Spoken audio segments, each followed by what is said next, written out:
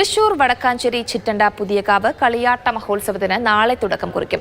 2 നാൾ നീണ്ടുനിൽക്കുന്ന കളിയാട്ട മഹോത്സവത്തിൽ ശാസ്തപ്പൻതിറയും ഭദ്രകാളി തെയ്യവുമാണ് പ്രത്യേകത. നാളെ രാത്രി 8-ന് ശാസ്തപ്പന്റെ വെള്ളാട്ടത്തോടെയാണ് കളിയാട്ടത്തിന് അരങ്ങുണരുക. മധ്യകേരളത്തിൽ ഐവർ മഠത്തിലെ കളിയാട്ടത്തിന് ശേഷം ആചാര അനുഷ്ഠാനത്തോടെ ആദ്യമായിട്ടാണ് കളിയാട്ട മഹോത്സവത്തിന് ചിറ്റണ്ട വേദിയാകുന്നതെന്ന് elephant trust of India chairman KP Manoj Kumar പറഞ്ഞു.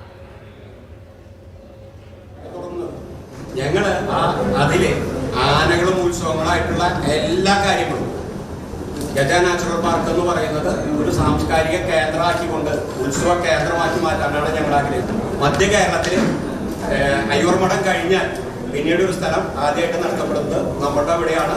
രണ്ടാമതായിട്ട് ഒരു പ്രത്യേകത, ഈ പെരുമലയിൽ തന്നെ ഭഗവതിയുടെ പീഠപ്രതിഷ്ഠ നടത്തുകയാണ്. അപ്പോൾ ഒരു വർഷം പോലും തുടങ്ങിക്കഴിഞ്ഞാൽ കളിയാട്ടം നിൽക്കില്ല. എല്ലാ വർഷവും കളിയാട്ടം അവിടെ നടന്നുകൊണ്ടിരിക്കുന്നു.